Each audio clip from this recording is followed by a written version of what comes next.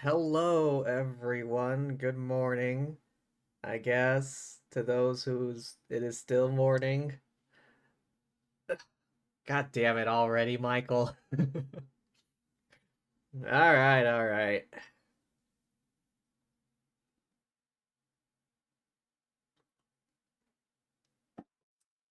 I got some coffee. Anyway, this isn't Defunct Land, but it caught my attention. North America's Worst Theme Park by Bright Sun Films. Let me see. Let's see how this cranky when I don't have coffee. Am I? Sometime in early 2018, I was picking up food and saw a flyer for an amusement park all too familiar to me. It's everything chocolatey! Listen to a guitar that rocks. I rode a coaster ride, will fly you to the sky. Now you know what you say when you leave here today. Everyone loves Marineland. Marineland has been a staple of my hometown area for years. I've watched their commercials play after cartoons all my life, yet I've never actually gone. I've known about their troubled past before, but never paid much attention to it, at least not until I saw this flyer for the park.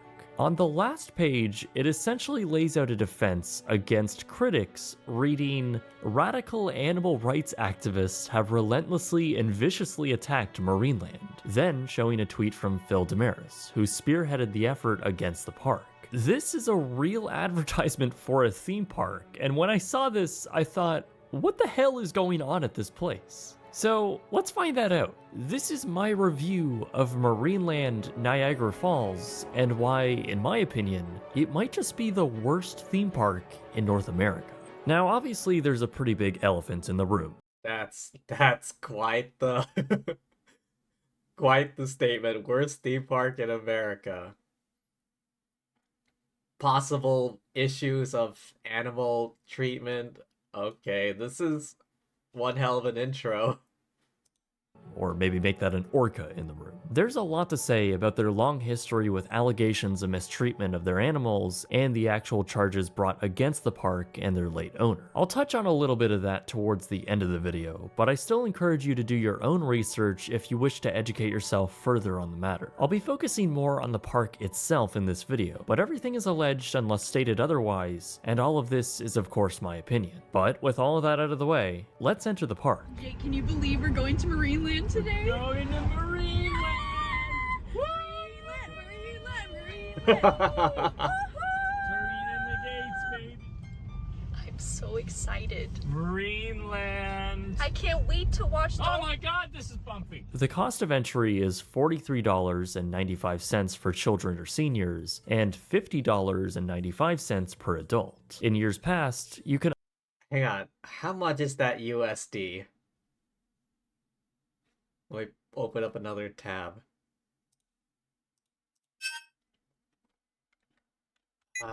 CAD to USD. Oh, okay, so 50 CAD is like 36 bucks US.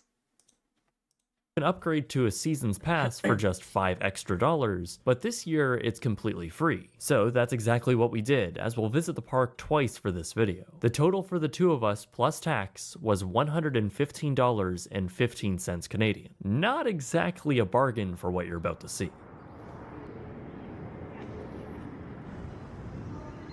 Who needs to be an annual pass holder at Walt Disney World? I got a Marineland fun card. Let's see the map, Emmy. Why does this dolphin look like it's been smoking for years of its life? It looks like it drinks a Diet Coke every night. Watch out, the parking lot is inside the park apparently. Marineland opened in 1961 by a man named John Haller. He slowly expanded the park over the next 50 years, and by the early 2000s, Marineland now encompassed a staggering 1,000 acres of land, which, for comparison, is larger than all 4 Walt Disney World parks put together. In reality, though, only a fraction of that land is actually being used. The rest is largely undeveloped. So, Marineland really doesn't have a layout of a traditional theme park. I don't even think you can really even call So it has a ton of land, but it barely uses any of it. Why? this a layout at all, actually. It's more like a series of meandering pathways. Just one walk around the main path alone is already a few miles of walking. Now, there is a tram service called the Marineland Express, which is essentially just one of those mall trains for kids. That wasn't even running both days we were here, so we were walking a lot. The pathways themselves are absolutely enormous enough to where you can fit seemingly 4 lanes of traffic on them. They feel even wider than the widest footpaths in Magic Kingdom. There's also a train line that runs right through the front of the park. This isn't a current attraction, it's an industrial train line that connects 2 factories on either side of the park's property. It's just very weird. Some of these pathways would also just literally lead to dead ends. In one case, over in Arctic Cove, there's just a massive pathway that has no signs and seems to just lead to nothing. I think this was the intended path to a never-built attraction, but I'll get into that a little later. Sprinkled throughout these barren, wide footpaths are medieval structures that are, in all honesty, not bad in terms of theming. Some themed buildings have nice details, and if it weren't for their surroundings, could be quite immersive. To be fair, I don't think they were going for escapism here. I suppose it was popular in the 60s and 70s to make things look medieval, but I'm not exactly sure what the storyline is here, and why there are random turrets and villages sparsely spread around this massive park. Plus, this is all alongside the regular buildings, which just look like they were built in the 70s. They were modern back then, but now just look incredibly dated. Although I will admit they are charming in a way. The entire property has this hometown theme park feeling. Really though, being in a park this large with such a weird layout was made even weirder by the lack of people. Now, we went on a Thursday, so I thought maybe we had just picked a particularly slow day of the season. So we returned on a Saturday, and there were quite a bit more people, but the sheer size of everything still made the park feel empty. You could easily walk on any attraction without a wait, and sometimes you could just walk into random areas of the park and be completely isolated. There were so few people on our first day there that vehicles would often drive down the guest pathways. I mean, we saw golf carts, Mercedes SUVs, pickup trucks, construction equipment, and even an old tractor. It got to the point where we were seeing more vehicles than we were guests. Just a random ass tractor driving down the guest walkways. How is this place still open? There's no reason why this place should still be open.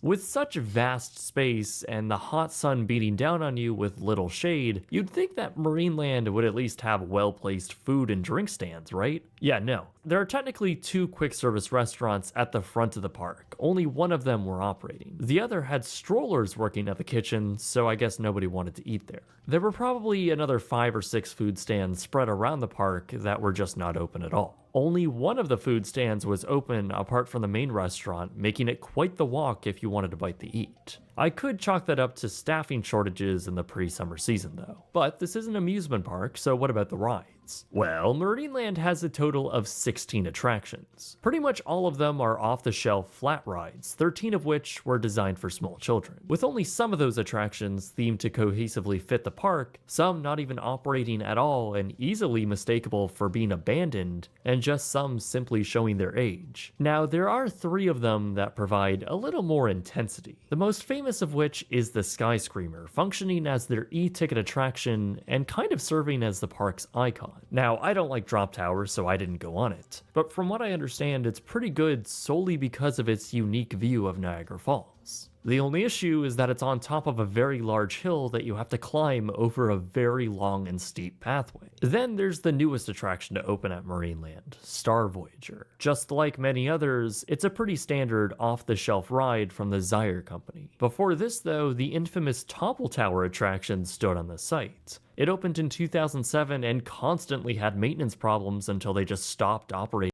Oh, alright. See you in a bit, Michael.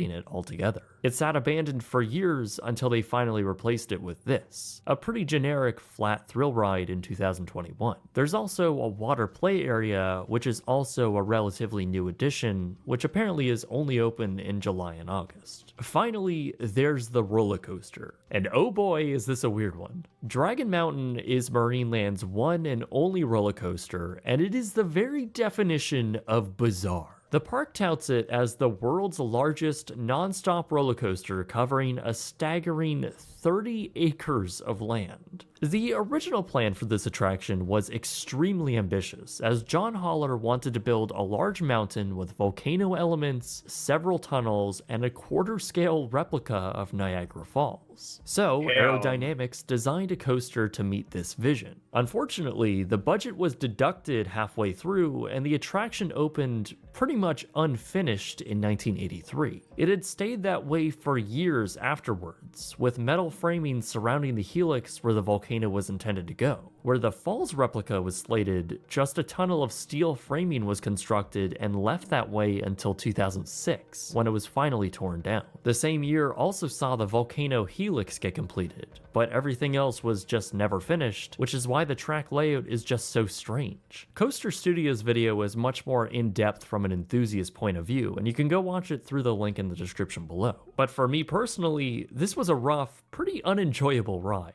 Nothing about this felt very safe or even maintained. Its track is the opposite of smooth, and its jerky design elements feel like someone built it on Roller Coaster Tycoon 3.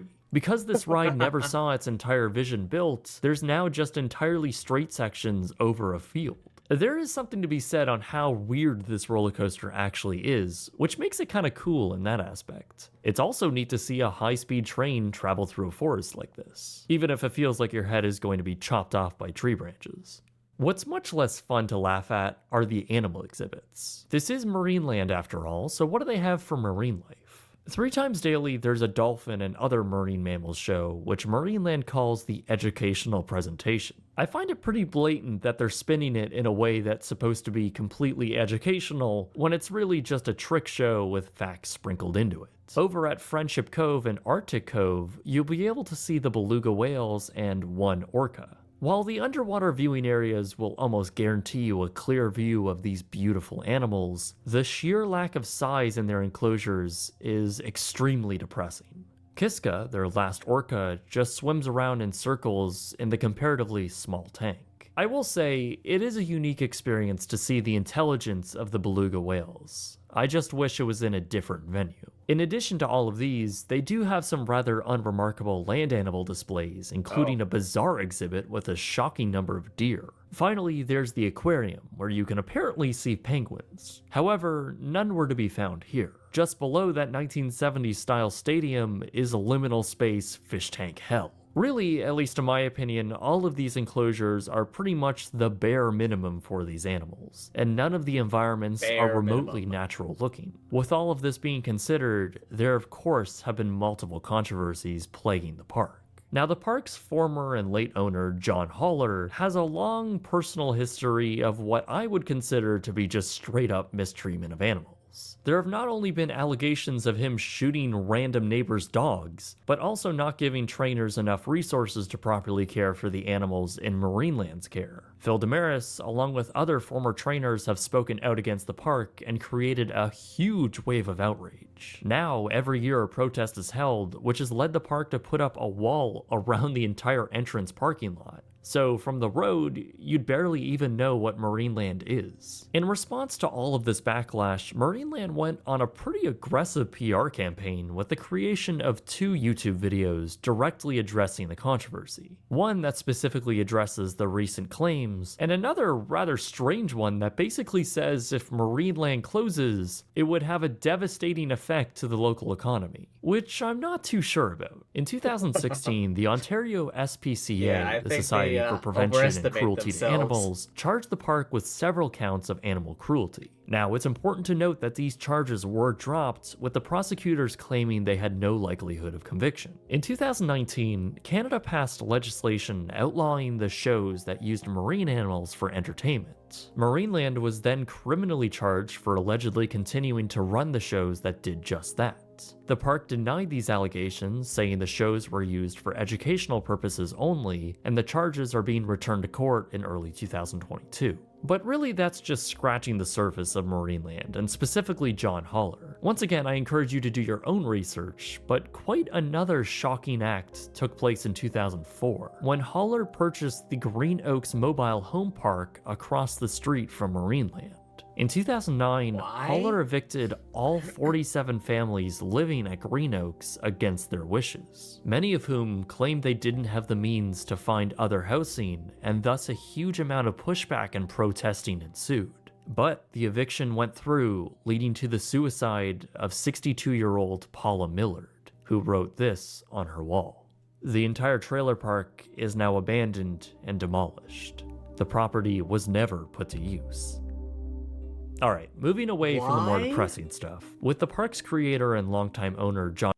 What the hell?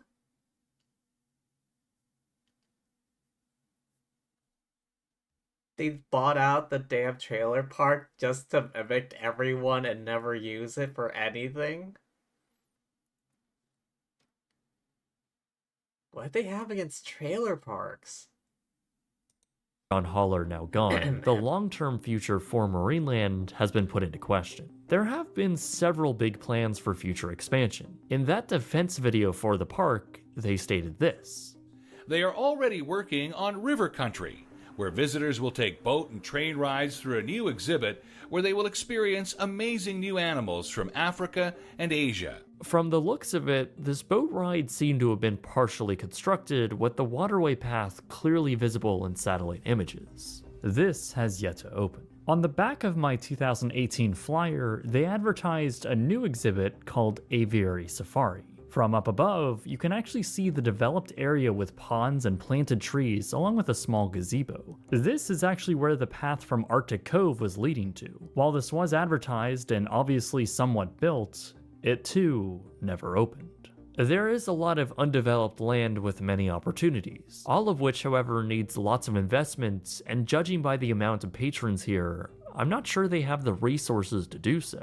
The official owner, as far as we know, is the Haller Family Amusements Company, and despite rumors of selling off their land and even being acquired by another theme park company like Six Flags, nothing has yet materialized. In my opinion, Marineland kinda sucks. It's hard to navigate, exhausting to walk through, and provides little payoff. As a theme park institution, it fails on almost every front except for the nice people working there. Sure, you can ride Sky Screamer or gawk at the weirdness of Dragon Mountain, but other than those, it's honestly pretty boring. You can easily see and do everything by 1 p.m., and that's all for $50 a person plus tax. That's a lot of money for what you're getting here. It feels like a cheap hometown theme park, but also one that has legitimate theme park rides, so it fits in the middle of this very strange Venn diagram. You just don't feel good when leaving the park, whether you feel ripped off or you just feel ethically bankrupt. In my personal opinion, I doubt the animals are being mistreated to a serious extent anymore. However, it is also in my opinion that no marine animal this large should be in a tank this small. An animal that objectively dives 300 feet and can travel 100 miles in a day. If you want to learn about these creatures, go watch a documentary or read a book. I am highly skeptical of the fact that people go to these parks to learn about the animals, and the only reason to keep them around is to teach people about them. I stood at the tanks for quite a while and observed how people reacted. Most would just come in, take iPhone photos, and walk away. The vast majority were not learning anything, at least to the extent that Marineland says they are. If we're being serious here, I'm not sure who can really make a sound argument that John Haller in the 1960s created this park for marine education and preservation. This has always been about using these animals for spectacle and getting tourists to spend money here. It has always been about using them as props. It's honestly pretty condescending that Marineland would come out swinging with a video claiming that protesters want to eliminate jobs and that they want to destroy a sound institution of education. So the next time a radical animal liberation activist hands you a pamphlet, ask them, why are you so determined to kill jobs in Niagara Falls? It's more than fair to feel bad about animals being held in captivity in this way. So I have no problem believing that there has been serious neglect and unethical treatment to animals here in the past. But it is all alleged, and it's important to keep in mind that nothing has resulted in actual charges. I am in no way a lifelong and devoted animal activist. I'm just a regular person with a conscience. I get the feeling there is new management and responsible minds at the helm these days. But it's a dirty and dark legacy that feels like it has tainted any future Marineland has, and the controversy will likely follow them unless they reformat in a big way. Really, I don't see why anyone would come to this park in the future. If you want to see animals in a more appropriate environment, visit the Toronto Zoo, or better yet, appreciate them from the comfort of your own home. If you're looking for thrills, go to Canada's Wonderland or Six Flags Darien Lake. All of which are cheaper to get into than Marineland. So with all of this considered, I think there's a long way to go for the park if they ever want to gain the trust of the public back. It seems like the only people who visit the park now are tourists that are unaware of the bad press. I think the best course of action for the park is just to eliminate the animal displays altogether. They will never be free of controversy until that's done. But maybe this park could be a little more in the style of Animal Kingdom if the park was given the proper investment and vision. But until then, for me at least, I think this might just be the worst theme park in North America. Thanks for watching, everyone.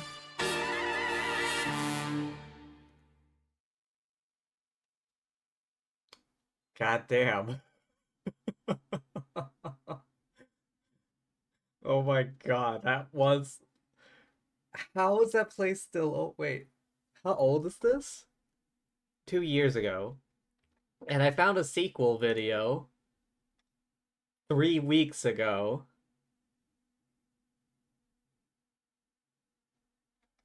Alright, let's... North America's worst theme park just got worse. Okay. I first went to Marineland in Niagara Falls in 2022, and it was then where I ultimately concluded that it might just be the worst theme park in North America. But it's been over 2 years since I went there and made my video, and the park since has been through a lot. Charges have been filed, ownership has changed, controversy has continued to plague them, and the park has reopened for the 2024 season in quite a bizarre state. Almost to the point where it's not even really a theme park anymore. So let's take a walk through the turnstiles once again and see how North America's worst theme park somehow got worse. So, after my last visit, I had kept up with news regarding the park since I wasn't really sure how much longer they would continue to stay alive just as a business. Back when I was there, the theme park was mostly a ghost town, and there were really no future plans to expand or even change anything about it. Marineland has continued to stand as basically the exact same park for decades now. Its more recent stagnation is likely because the ownership of the park has defaulted to Marie Holler, the now 85-year-old widow of Marineland's original founder and owner, John Holler. So you would stab me if you had a knife? That's right. Wow. And since his death and my last visit in 2022, there has been quite a lot of controversy surrounding the already controversial and widely hated park. Now, if you watched my last video, or if you know anything about animal-centric parks, allegations of abuse are always present, and as a result, very depressing. So, while I will touch on these notable stories, I do recommend you do your own research, and it is important that I make clear that much of my thoughts regarding the park are my own opinion. So, following my last visit, Marineland suffered a, let's say, difficult 2023. The park that year was in rough shape, from frequent attraction breakdowns to outrage over the ticket price, which was still $50 a person. The TripAdvisor reviews from that season are rough. But outside of the general poor guest experience, Marineland was also facing continued allegations of animal abuse and mistreatment. In March, their last orca, Kiska, had died after living alone in a tank for over 12 years. Things got even worse in May, as yet 2 more sea mammals died, including a beluga whale. This would make it the 13th beluga whale to have died in the park since 2019. This was also around the same time that Niagara Falls' mayor revealed that Marineland was on the market and actively for sale, with the mayor going on to say that things needed to change at the park and that he would like to see them move away from animals. As if that statement couldn't be any more timely, just a few days later, Marineland was officially charged in relation to their handling of black bears back in 2021, with the allegations stating that the park failed to comply with orders to improve living conditions for the bears. Marineland would ultimately be found guilty on those charges in early 2024, where all of their bears were then seized and moved to a different facility. Okay, so obviously that's all very depressing, and Marineland was rightfully slammed by the media and by the public. Many outraged on how the park was being run, now with guilty charges being handed down against the park. Marineland, for their part, began removing all of their land mammals out of the park. And as a response to the deaths of even more sea mammals in early 2024, they simply stated that they had the largest number of captive beluga whales in the world, and issues affecting their health were bound to happen. So Marineland has a massive PR problem surrounding their aquatic animals, and with relentless calls to remove them and turn the park into a ride-only one, which is really the only meaningful reason why people want to go to their park now, to ride the actual rides, that's obviously what they would do. Right? No! Isn't it absolutely bonkers that you can walk into a store, no, hand someone go a away. piece of plastic, and they will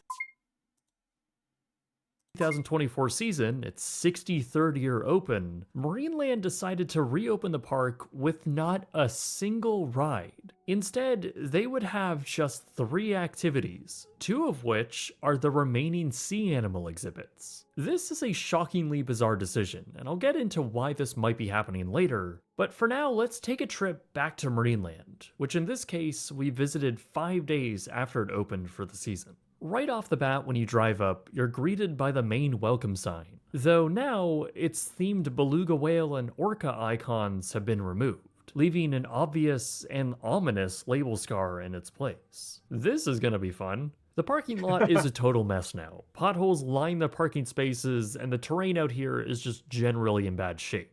Then you approach the ticket booths, and we were met with a decent line to get into the park, which was kind of shocking for us. But as we stood in line, we then realized why it had built to such an extent. And that was because many people were asking for refunds, and the process to do so was tedious. Why are people asking for refunds? Well, it's because Marineland has gone from a park that used to have somewhere around 25 attractions and exhibits to now just 3. These include the outdoor Dolphin Stadium, Friendship Cove where you can view the belugas, and Polar Splash, a kid's splash pad. Literally everything else at the park is closed. Now, due to the massive why? downgrade in entertainment offerings, the park has decreased its ticket price from $50 to $14.95 Canadian, or around $11 USD per adult. For the 2 of us, we paid $33.97, which is nearly $25 USD. You can also upgrade to a season pass for no extra cost. Not a bad price, sure, but I don't know if I'd consider it to be worth it for what you're about to see. Or more accurately, what you won't end up seeing. The park was once a labyrinth of massive pathways leading in seemingly random directions with really no overall plan. Many of the now closed attractions were situated along them, and instead of letting guests wander around the primarily dead park, large swaths of once open land is now closed off with temporary barriers. It's actually pretty shocking to see how massively this park has declined in size. Where originally guests could access all of this, now it's just down to this relatively tiny area. When you first walk in, you're met with another reminder of the park's insistence that it's an institution for good, as plastered front and center is a sign displaying the ethics the park supports. I'll let you draw your own conclusions from that, but I find it hilariously ironic that the promotional image the park wants you to look at is kids breaking Marineland's own rules. Anyways, you'll soon notice that not a lot of people are in this park, and once again, those wide open pathways make this entire place feel a lot more ghostly and empty. That applies to the first attraction in the park, the Dolphin Stadium. Marineland no longer operates shows here. That was something they were at one point being charged for, as some claimed that the mammal shows were more geared towards entertainment rather than education, the latter being something Marineland still stands by. Those charges were eventually dropped, but so is the show itself. Now it's just a large amphitheater with dolphins swimming around a glass tank. The only real activity here is when trainers come out and feed them. Other than that, bored guests and employees sit around looking at dolphins swimming around in circles amongst a slowly decaying village set in the background. Pretty depressing. Okay, moving on. Below the amphitheater is an old gift shop. There was once tons of merchandise you could buy here, including a comical mountain of blow-up orcas. Today, it's completely empty, looking like a long-closed and deserted Sears store from the 1970s. Now, if all this action is making you hungry already, well, too bad. The former Hungry Bear restaurant is also now closed. Kitchen appliances within are covered in plastic, leaves dot the floors, and for some reason, it looks like there's a part of a ride vehicle in here. Elsewhere in the park, you'll find poles that used to have signs on them adjacent to the meandering pathways, which are also now blocked off. Beyond them are clearly unswept pathways which now lead to unused sections of the park. You'll notice that you'll also be sharing these enormous pathways with other vehicles. It won't be uncommon to see pickup trucks or utility machinery driving through. Finally, you approach the two other attractions at the park. The first is the Splash Pad, a seemingly fine attraction for little children, and one which honestly seemed to have been getting quite a bit of use that day. Meanwhile, Friendship Cove is just as depressing as ever. The side where Kiska once inhabited is now blocked off above ground, now being used by beluga whales. It's definitely pretty amazing seeing these incredible creatures and hearing their distinct vocalizations, but it's also pretty sad seeing them in an aging, objectively small tank. There's just something very off-putting about this area. And, oh, wait, that's it. Both pathways that would have led further into the massive park are now blocked off and guarded by park employees sitting at picnic benches.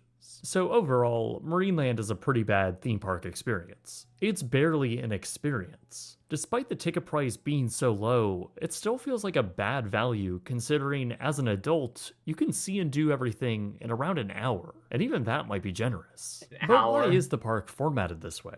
Well, the park actually found a buyer after it was put up for sale in 2023. A sale apparently went through for all 1,000 acres of land to an undisclosed brand new owner. Who that owner actually is? Well, nobody really knows, but we do have a few clues as to who it might be. The land itself is very valuable, and there's a lot of it. At 1,000 acres, it's likely worth well into the hundreds of millions of dollars. So a new owner would have to have a lot of resources to draw from, and the city has already made it clear that they do not want housing to occupy the land. So it also has to stay zoned as entertainment use. That makes whoever this new owner is a very interesting proposition, but one which hasn't made it all the way to the finish line yet. Ahead of their 2024 opening, the park did state that the new owner hadn't yet taken over, instead saying that this season would mark a transition period. Specifically, quote, Marineland prepares for a strategic evolution and redevelopment. What that actually means? Well, we don't exactly know. It's also a mystery as why the park decided to open with no attractions. It could be because this new owner failed to or deliberately didn't register their rides through the Canadian government. And with none of them certified, they obviously couldn't open with them. Whatever the case may be, none of the attractions have been moved or torn down. In fact, all of them are still standing today, including the most identifiable one, the Sky Screamer. It continues to stand as the park's main icon and can be seen for miles, including prominently inside the park, though for now, it's just sitting there effectively abandoned. Other attractions like Deer Park, which also dots the current pathways, are just walled off, while others beyond the barricades also still stand. From the air, the park still looks largely the same as it always has, just the majority of it is a ghost town. Clearly some areas are worse than others, as keeping 1,000 acres of land clean and manicured is almost an impossible task, especially for a park running on fumes. Notably suffering is Dragon Mountain, the park's only roller coaster, and perhaps the weirdest roller coaster in North America. Its vast acreage is slowly growing out of control, and the ride looks to be in rough shape. The track just seems to disappear into the forest now, and the attraction for the tunnel is also blocked off by a wall, likely due to building code. It's just a monumental amount of landscaping that's all getting out of hand now. Same with the never-finished River Country or Aviary Safari. Both unfinished attractions are sitting there overgrown in the unchecked foliage. Some are easier to see from the ground though. Along the parking lot, the gaps in the foliage along the chain link fence reveal the state of some of the flat rides in the kids area. Some covered up for protection, while others appear to be overgrown by weeds. Even when you're off property, the surrounding land around the park is just a strange place. You would never think there's a theme park here from the outside. I talked a little bit about this in my last video, but a covered chain link fence was put up to keep protesters out, while the entrance sign itself is blurred out on Google Maps. Pretty bad marketing for a theme park if you ask me. Though what do you expect when the marketing building itself appears to be abandoned? Even down the road was a campground Marineland was once affiliated with. That's now completely abandoned, and it's actually a place that I checked out on my first trip here, but never included it in the original video. At that point, much of it was still intact. However, today, there are just a few reminders of what once was. The pool has been ripped out, the playgrounds are being swallowed by weeds, and the sign for it has been long consumed by the brush. Honestly, for me, and in my opinion, it's shocking how bad management has been for this park. To most people in the theme park industry, fans, and even the general public, it is obvious that they need to lose the captive animal elements of the park and focus solely on rides and attractions. And yes, changes were coming, but they literally did the exact opposite. This was such a baffling decision to me that I just had to come check it out. And lo and behold, this park, which had already been rated as the most disappointing tourist attraction in Canada, somehow has made their guest experience even worse. There was such an obvious path forward for the park, and if they wanted to get rid of all the constant PR issues they've had, you know, the same ones which have led them to sue multiple people, ban reporters, and put up a fence around the park, they could have, and if they continue to operate into the future, still should remove the animals from the park.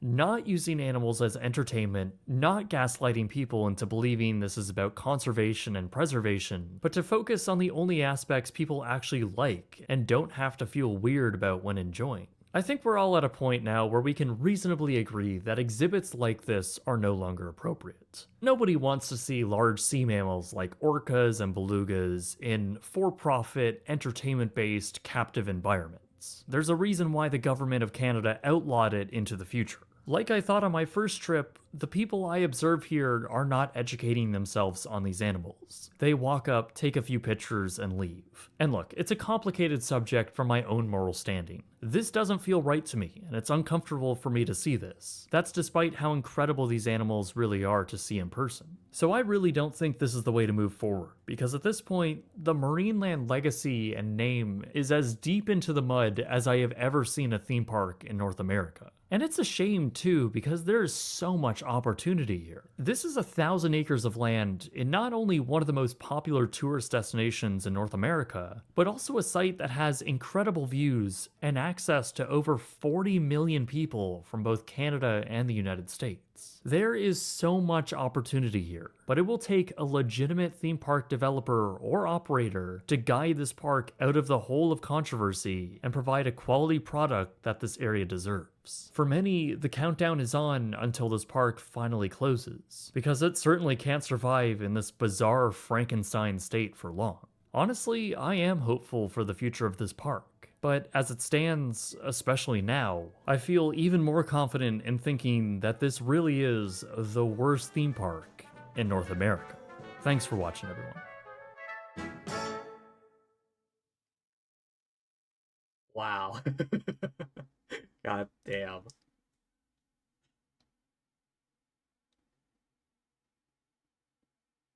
Hang on, what other videos does this person make? Unfinished Bloomfield.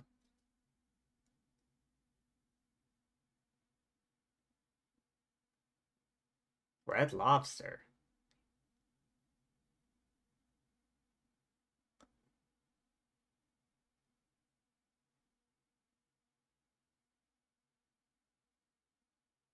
Hey, what's their most viewed?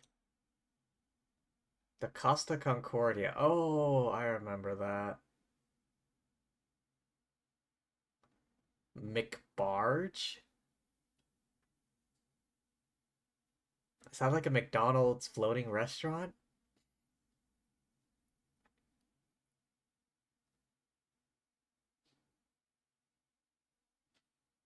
Alright, let's go back to the latest. Are these just mostly like him, this guy exploring these like abandoned places? A bankrupt Chuck E. Cheese? What?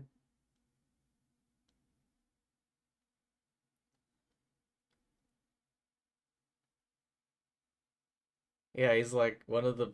He's like this is like an urban explorer thing.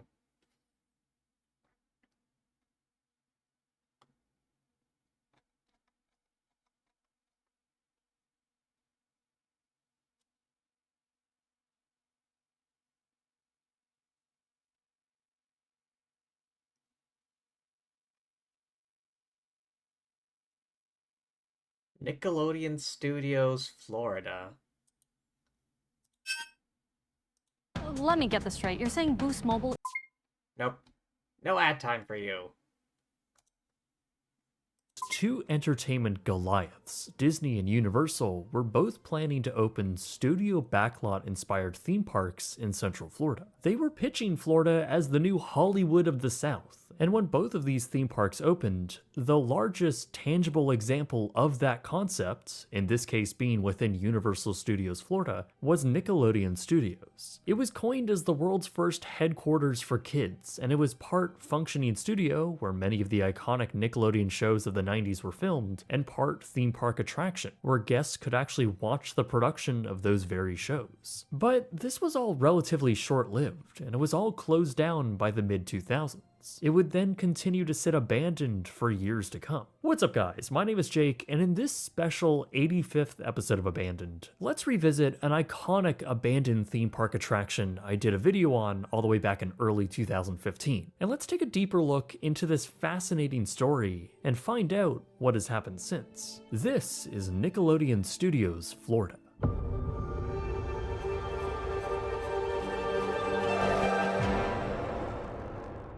In the mid-1980s, as it happens, both the Walt Disney Company and Universal Studios were both planning new theme parks in Florida. Disney World, of course, was already well established, with two existing theme parks. Championed by their CEO, Michael Eisner, the plan was to build a large live-action and animation studio in conjunction with a theme park. Universal, on the other hand, was already working on something very similar. They were planning their first theme park outside of Hollywood, and just like their competitor, later named Disney MGM Studios, Universal Studios Florida would feature both an active production studio as well as a theme park. All of this was being touted as the new Hollywood of the South, a cheaper alternative to shooting film and television in California, and a way for these companies to make additional money on tourists coming to view those very productions live. It was an interesting idea, and there was a lot of hype around it, as well as a fierce rivalry between Disney and Universal. But then there was Nickelodeon, a popular and by now well-funded children's network that had been producing original programming like Rated K for Kids, Mr. Wizard's World, Pinwheel, and the extremely popular Double Dare. But the thing was, Nickelodeon had all of these shows being filmed in different locations across North America. They had no large central production facility, and that left them fragmented without the ability to scale new productions. By the late 1980s, Universal Studios Florida was more or less finalized in its overall design, even with some initial construction already underway. In fact, their sound stages in Florida were already nearing completion. Ultimately, Universal pitched Nickelodeon on the idea of joining forces and setting up a production facility, but crucially give Universal a serious draw for younger children, as well as a year-round interactive attraction within the production central area of the park. The deal was inked in 1988, with Nickelodeon signing on for a multi-year contract, allowing them use of a large administration building as well as two dedicated sound stages flanking it. They would become Stage 18 and Stage 19, with the middle building being called B-17. It was clearly a last-minute addition to the park, which is why it's not depicted on most concept art as well as the public model. It was now going to be placed along a new street just south of the park, jetting off the main thoroughfare. On June 7th, 1990, Universal Studios Florida had officially opened to the public, and with it, so did Nickelodeon Studios Florida. The studio facade was plastered in a very 90s color scheme, but overall playful and colorful, very indicative of the Nickelodeon aesthetic.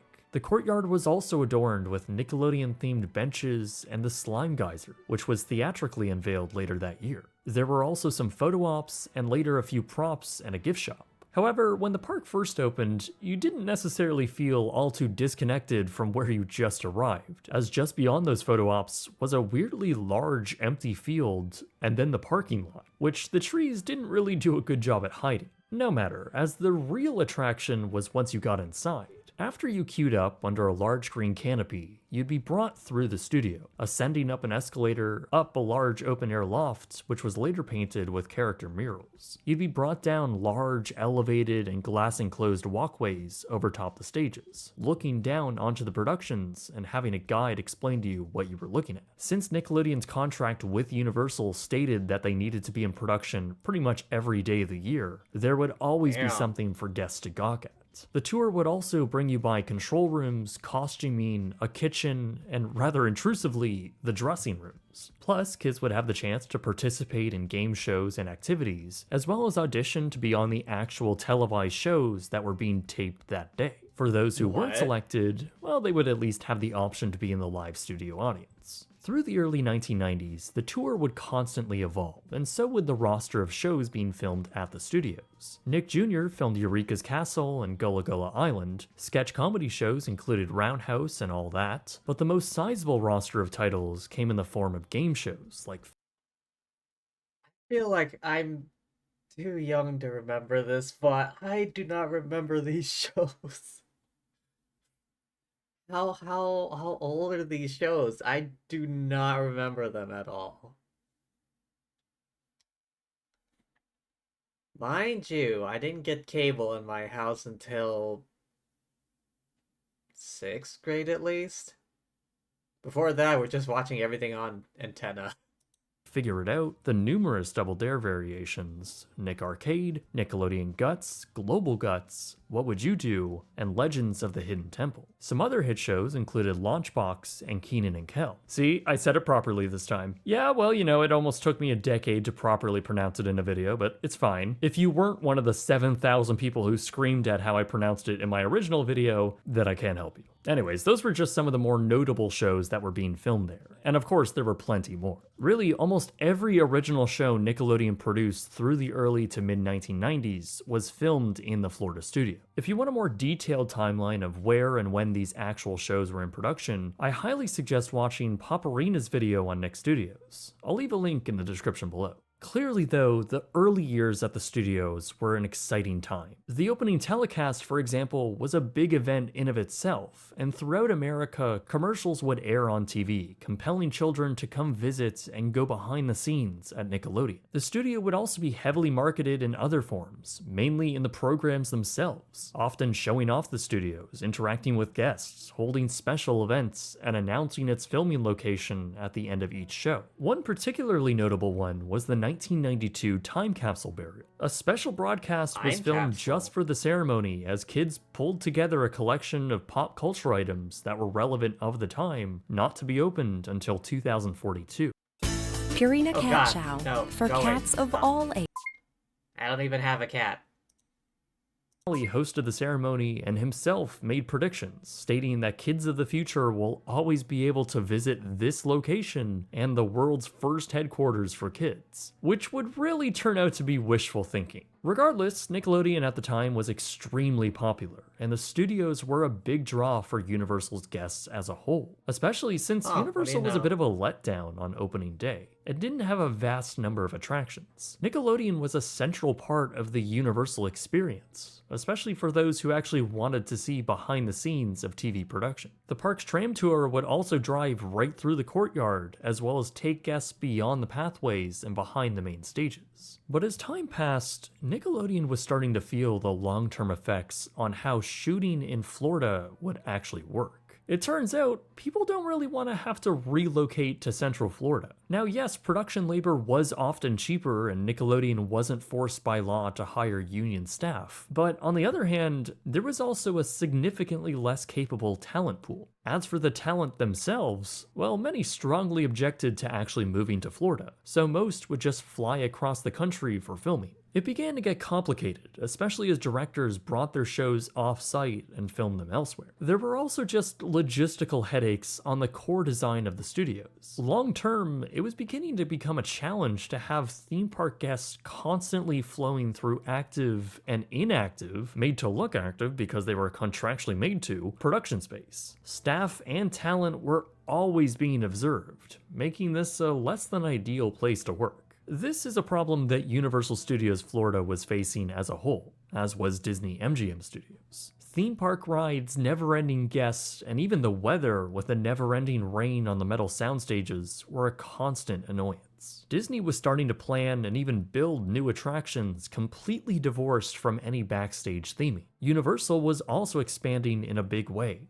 turning this single theme park into a whole resort. complete with new infrastructure, hotels, vast landscaping, a retail and entertainment district, and a completely new theme park that would ultimately become Islands of Adventure. This was a big, nearly $3 billion step for the entire resort, and it also meant that the original Universal Studios park would see some updates. By the mid to late 90s, it was following in Disney's footsteps, building brand new attractions based on IP instead of backlot theming. It was a new direction for the park and saw the elimination of the studio tram tour. The fact of the matter was, Universal Studios Florida wasn't seeing the number of high-profile film and television like they were in California. Because there was nothing interesting being filmed on site, guests weren't all that interested in the backlot tours. Nickelodeon Studios was becoming the only way to see a real production, but even there, original programming was beginning to dry up. More producers and directors advocated for moving their productions to California, notably Kenan and Kel and all that. For the entirety of 1996, there were no live audience game shows being filmed on site, and the studio's fate was becoming more and more apparent by the following year.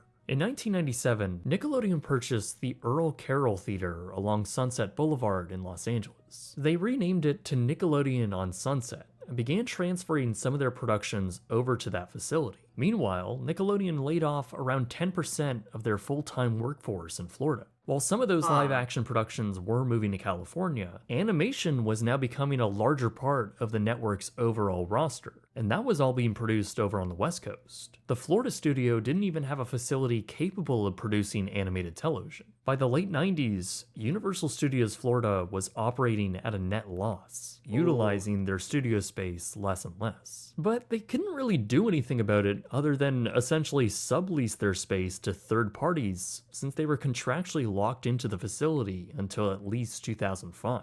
Universal certainly wanted them to stay, as the attraction for the studio was still pretty popular, despite the park-wide shift in theming. By the early 2000s, production within the two stages would become less frequent, with even more employees laid off. This was also following the lackluster opening of Universal's new theme park, Islands of Adventure, and that paired with the tourism downturn of 2001, well, Universal was in a bad place overall. Nick Studios Florida was hemorrhaging money and providing little value overall to the greater network. Fewer productions also made the tour attraction a lot less interesting, and left it feeling a bit tired and even dated. Things were getting so desperate that Nickelodeon began auctioning off thousands of old props. Now, this wasn't to say Nickelodeon didn't have a place in theme parks, because it obviously did, with the opening of a Jimmy Neutron simulator ride, as well as a water play area at the Universal Park in Hollywood. It was just the studios in Florida that was quickly becoming a redundant facility in the network, which meant there was just no sense in investing money in it for it to be an up-to-date attraction. I think everyone knew by this point there was no long-term future for the studio,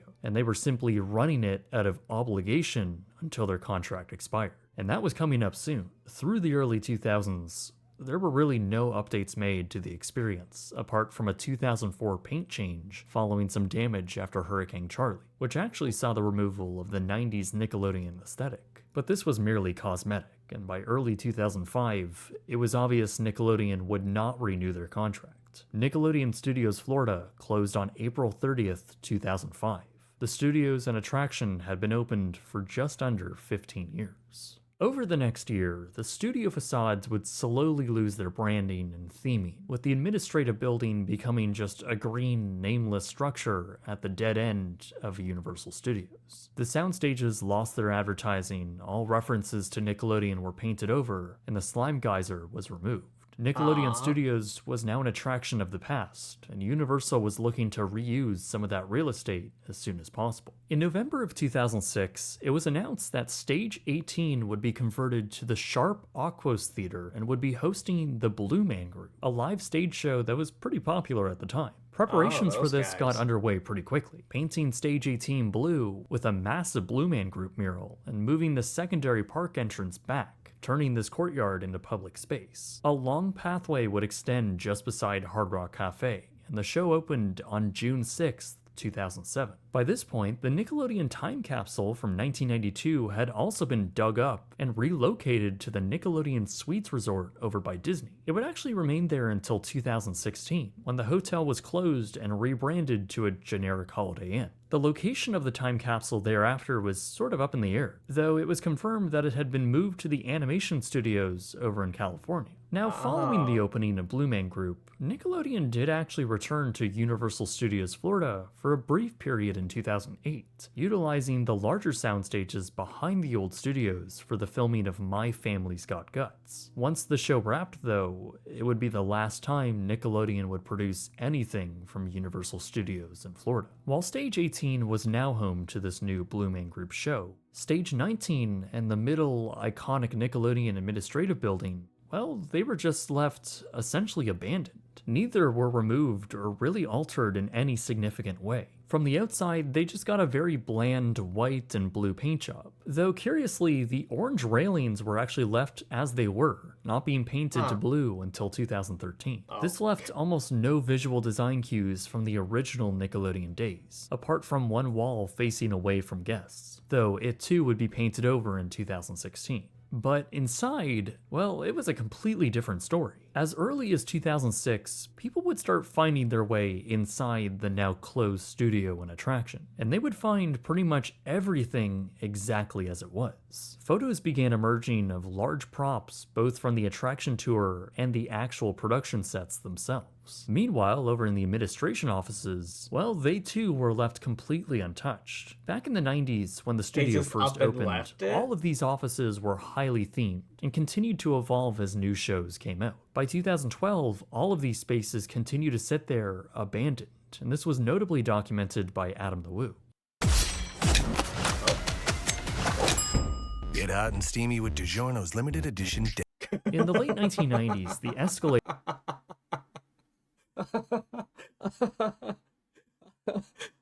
I thought that was an ad. Perhaps I wasn't looking, but I thought that was just another ad for the movie. But no, I see DiGiorno's instead. What the heck? Oh my god. room that spanned 2 floors was, as we know, a large open space filled with the bright Florida sunshine pouring through the square windows on the 2nd floor. It was decorated with large cutouts and murals of the Wild Thornberry animated show, and now, nearly a decade since the show had been taken off the air, it sat disused and abandoned, no longer an active thoroughfare for thousands of daily guests. Nickelodeon branding of the era would be found all across doors, seating, with the distinctive typeface found everywhere else. Disused and likely outdated production equipment were left in control rooms. Dust was now collecting on the old dressing rooms, and the interior hallways were left exactly as they were the day the studio closed, adorned with floor-to-ceiling artwork from Ren and Stimpy. Some of the larger and less themed spaces were being rented out or used by Universal for smaller events, but presumably the administration space was left completely unused, which is likely why it remained stuck in time. And it was pretty shocking to see this, as everyone thought Nickelodeon from the 90s was now gone forever. But in fact, behind those walls was a completely different world from a completely different time. For a full decade, these interiors of Nickelodeon Studios remained as they were, completely abandoned. Finally, in 2015, Universal Studios' production arm announced they would be investing a little over $1 million into renovating the space to accommodate modern equipment and build out a live and post-production support facility. And it made sense to do this, especially if Universal saw there was enough demand when renting out their other stages, including the adjacent stage 19. So, work began in 2015, first with ripping out the escalators in the main entrance room and taking down the old murals. I remember being allowed inside the former studio back in December of 2015, capturing this footage from the now freshly painted, escalator-free room. It was now bland and generic, free of any Nickelodeon theming. Really, as was the rest of the structure, now completely devoid of any personality. The open space was as utilitarian as possible, with live events and production gear stacked up everywhere. From that point on, that's how the former Nick Studios would remain. Universal would construct the massive Rip Ride rocket roller coaster in the summer of 2009, and its load station would tightly squeeze up against stage 18, with the pathway to the Blue Man Group hugging the final few turns of the track. By 2012, Sharp Aquos had dropped their sponsorship for the Blue Man Group. Their logo was of course removed, and the facade saw a new paint job. It wouldn't be until early 2020 when Universal had shut down the park due to the pandemic. Blue Man Group of course shut down with it. However, upon the park's reopening, Blue Man did not join it. In fact, the show's parent company, Cirque du Soleil, had filed for bankruptcy over the pandemic, suspending all shows out of crippling financial pressure. By early 2021, it was announced Blue Man Group would not return. Stage 18 was painted over in solid blue, and City Walk access to the building was now closed off. The theater would be used on and off for seasonal events, notably the park's Grinchmas event, which streams guests into the former Stage 18 theater for a Grinch-themed Christmas show. Apart from that, it's pretty ironic that once again, this area has been left in a limbo, abandoned state. Blank blue signs now dot the area, and a permanent pathway is now gated off. The whole facade and courtyard area looks more or less the same as it did since 2007, just now with an empty box office booth and no future plans. Today, the same remains true. There are no future plans, and the whole site is in a bit of a weird area. The former street that led you there, which is now adjacent to the Despicable Me attraction, is just a dead end with a gate. You can look past the gates, but the whole area looks desolate, and it doesn't seem like there's any immediate plans in the works to put the area in use. The buildings, however, are being used. It seems like the most regular tenants are the students at the Dave School for Animation and Visual Effects, which has a permanent residency within Stage 25. Though it's possible there is a more permanent tenant within Building 17 that isn't widely publicized. But with the closure of Blue Man Group, regular public access to the area is no longer possible. You can view the structure from the balcony of the Hard Rock restaurant, peek at it through the in-park gates, and maybe get an up-close look during park events. All that's left, though, is the overall architecture for the studios, hidden behind white and blue paint. At this point, there really isn't much left to see, inside and out. The only obvious tangible remnants of the area's past are in the bathrooms adjacent to the building, as on the floor you'll find the distinctive lime green tile. Nickelodeon Studios Florida, both in its tangible structure and in concept, is now a relic of the past. Both Universal Studios and Disney's MGM, now called Disney's Hollywood Studios, have largely dropped the backlot behind-the-scenes theming. From what I understand, Disney rarely utilizes their back-of-house production offices, and has either demolished or completely replaced all of their sound stages, filling them in with IP-based attractions. Universal followed suit on the attraction side of things, but kept all of their sound stages, with Nickelodeon proving to be the largest, and for a time, most successful production company in all of Florida. In fact, Nickelodeon would continue to be the largest production network creating content in Florida through its entire run of this dream as the new Hollywood of the South. And while Universal does utilize their sound stages for external production use, I don't think it's anywhere close to what they had imagined. But as time went on, the logistics and costs began to make no sense. It wasn't a viable long-term business, and enthusiasm rather abruptly shifted away from Florida and onto other profitable avenues to go down. It's clear that the dream Disney and Universal had to bring Hollywood to Florida just was a failure. But it really was a big shame to see this happen, especially for someone like me who loved Nickelodeon programming growing up. I even have photos of myself standing in Nickelodeon photo ops at Universal, one with a Nickelodeon stage looming precariously in the background, preparing to close just a few years after I visited. And now, with nearly 20 years since its closure, the remnants of the vibrant and nostalgic past is now nothing more than a seemingly innocuous, bland structure. Even with the new use given to a portion of the studios, it too is now abandoned with little hope for a future. And while Nickelodeon does have other attractions and weirdly modern and luxurious resorts around the world, it's undeniable that it's a different network and a different company. I think the studios in Florida was a really unique and really special way for a network to connect with its audience. It was a way for the cameras to turn around to the actual viewers and see kids interact with their favorite shows. It was just good television, and maybe that's coming from someone who has rose-tinted glasses, looking back fondly on something I grew up watching. But I really do think this was all lightning in a bottle. And clearly I'm not the only one thinking that, as there's lots of people out there who have massive connections with this place. I mean, it's why so many people watched my original video despite it being so poorly produced. It's also why we see classic items go up for auction and sell for insane prices, like this original time capsule cover that went up for auction and sold for close to $20,000. Same for this toilet paper from Toilet 1993, paper? What? which sold for a little over $220. You're kidding. But regardless of how the physical relic of Nickelodeon in the 90s is now long gone, it still exists in the thousands of hours of media produced there, and the millions of kids who fondly remember visiting it. But as the doors closed for one final time, and those iconic, once abandoned interiors finally cleared out, I guess at the end of the day, both its viewers and the network grew up.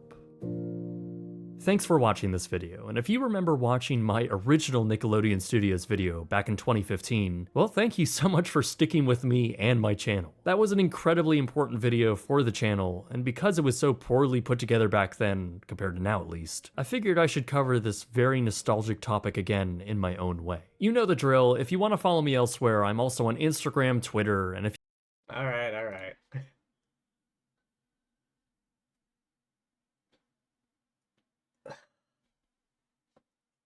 The history of theme parks really is interesting.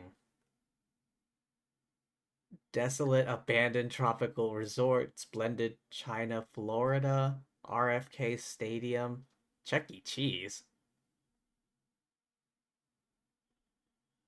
Cancelled. Disney World's never built hotels.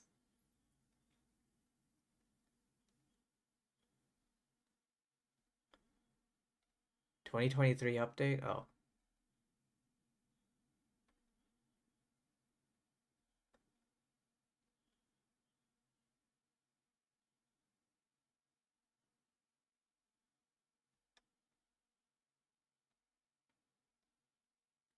Story of Concord, of all things.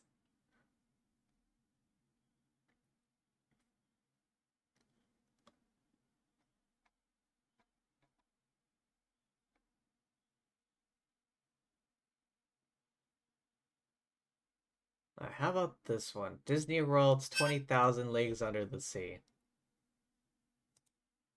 No scrap. And goodbye. So I came across this photo of an abandoned Disney World animatronic that used to be within a submarine ride at the Magic Kingdom. The photo itself is very eerie, and the concept probably unlocks some submechanophobia that I never knew I had. But the real story behind this is actually pretty interesting. It's from an attraction called 20,000 Leagues Under the Sea, a once beloved opening day ride at the park, and one that ultimately closed in the 90s and mysteriously sat abandoned for years. So today, let's take a both metaphorical and literal dive into the story of this highly requested topic, hear from a cast member who actually worked at the attraction, and find out why it was ultimately left abandoned.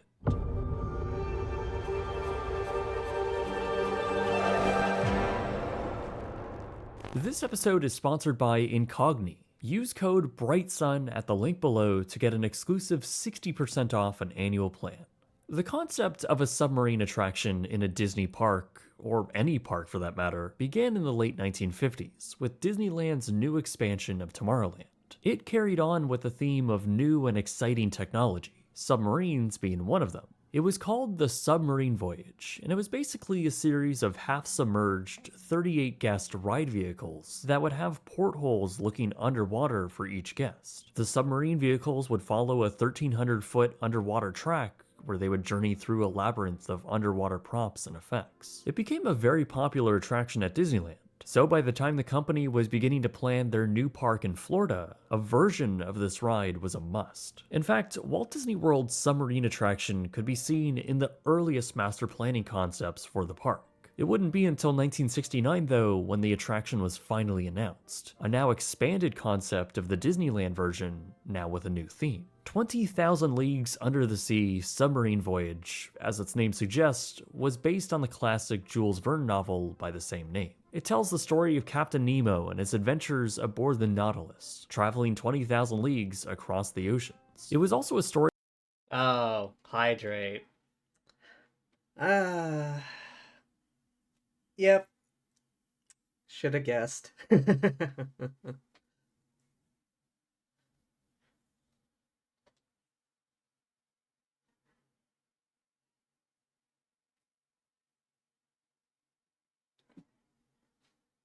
Ah.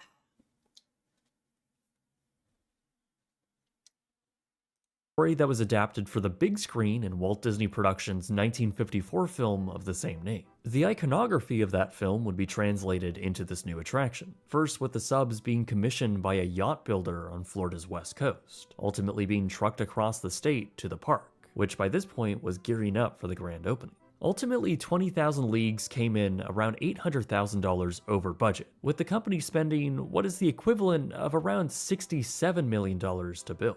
Regardless, Damn. it would open more or less with the rest of the park on October 10th, 1971. Immediately from opening day, the ride was very popular. Much like the ride system it was based on over in Disneyland, this too would follow an underwater track and discover various environments around the tank. After simulated diving bubbles cover the guest portholes, the subs would pass underwater sets of aquatic plants, animals, and even divers.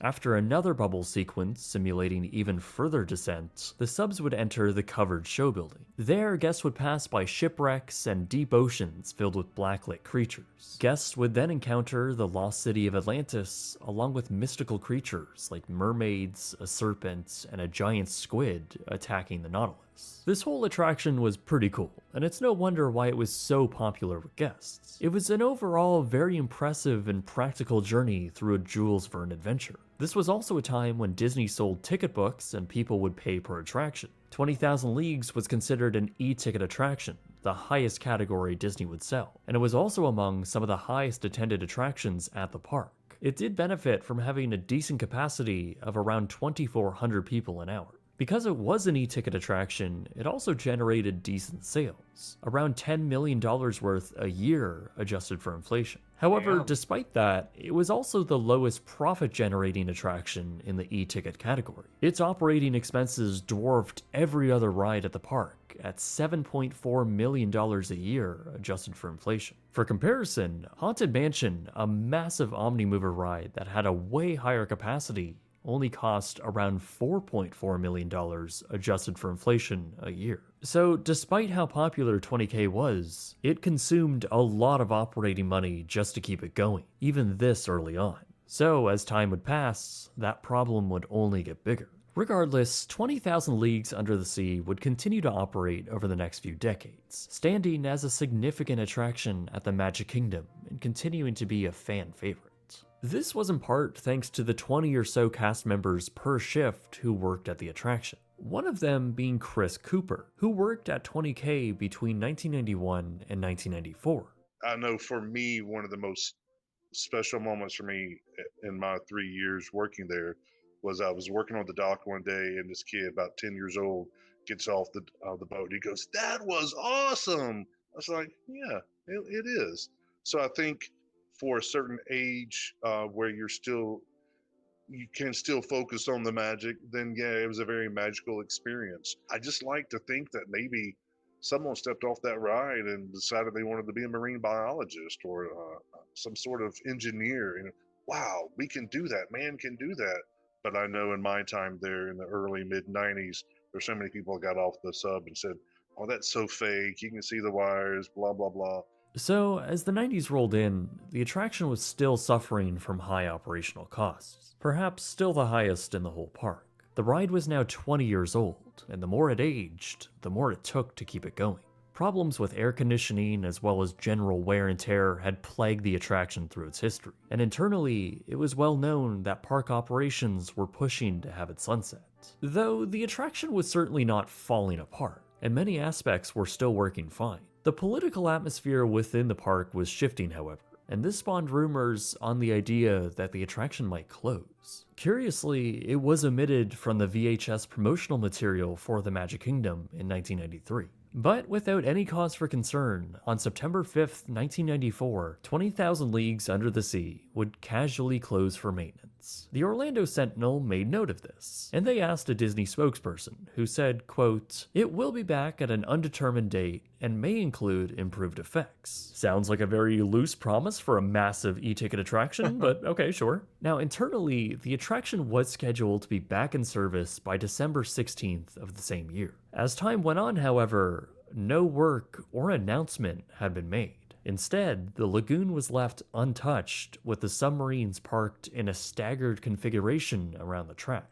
But then news finally came, with Disney Parks president Al Wise stating that the attraction would return for the summer of 1996. He said that guests should expect the same attraction, specifically saying, quote, "We will go through and do a rehab and add a few surprises." But shortly after this, the renovation was apparently scrapped. Internally, it was thought to have been too complicated and costly to perform. Though that is a little strange, because the entire attraction received a major rehab just 6 years prior. Again, a Disney spokesperson said that they would weigh their options, sort of leaving the attraction's future open-ended. But already, semi-permanent changes were being made. First, with clearing out the switchback queue area and using the load canopy as a meet and greet area called the Fantasyland Character Festival. The Nautilus submarines had also been cleared away from guest view, and canvas canopies with fake foliage had been hung over the rock entrances into the show building. Meanwhile, to the west of the lagoon, Ariel's Grotto had been opened up. Another meet and greet area that also featured a splash pad and a waterfall rock formation that flowed into the 20K lagoon. A part statue, part water fountain from Ariel's Grotto had also been erected in the water. It was pretty clear by this point that the attraction was not coming back anytime soon, and these semi-permanent installations were proof that Disney was abandoning their attraction. To further drive home the suspicion, the ride vehicles were then completely removed from the attraction and placed in the Boneyard.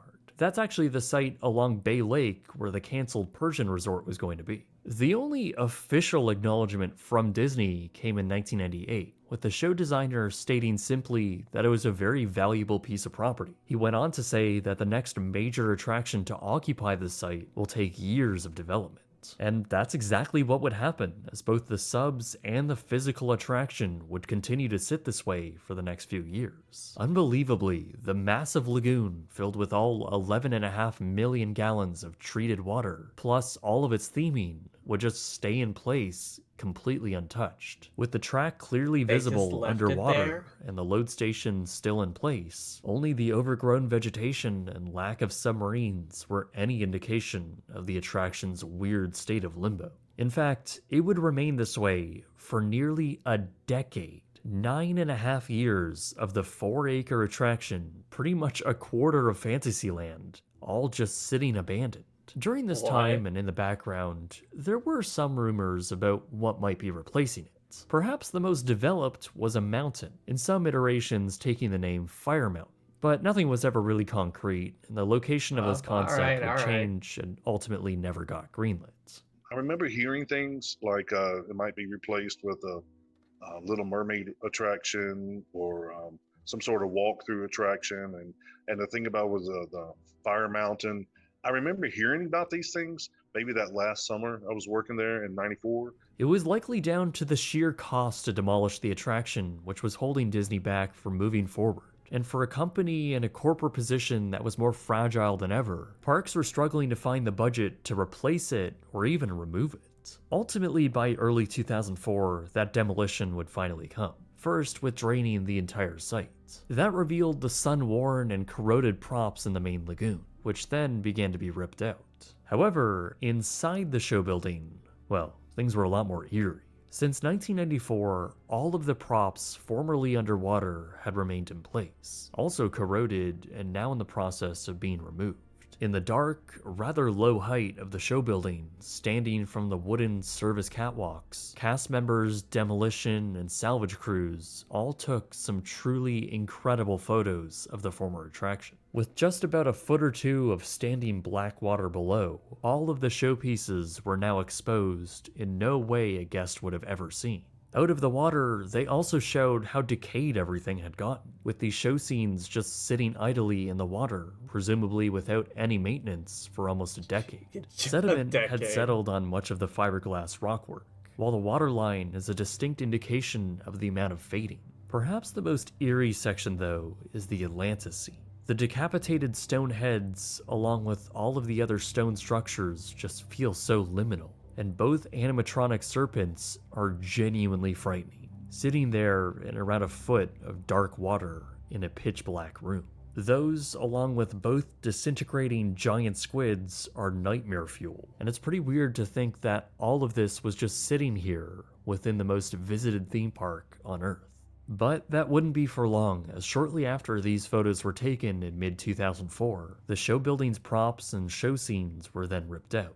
Front loaders carried out everything else that had now turned into brown rubble, while the outside lagoon also got the same treatment.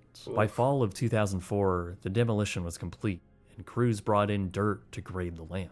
During this fill of the site, only a fraction of the land would actually be used for something. That would be a very small kids' play area called Pooh's Playful Spot.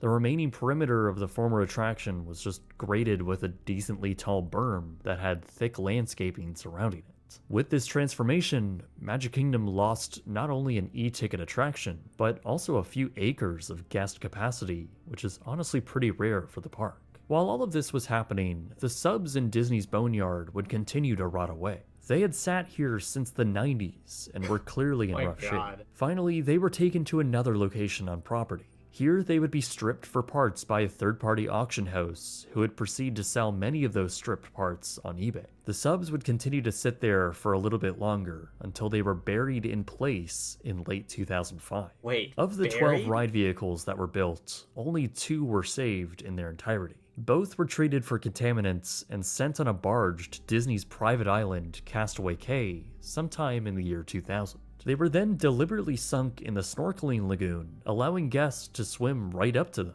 Though I'm honestly not sure what happened to the second one, as there really isn't a conclusive answer as to where it went.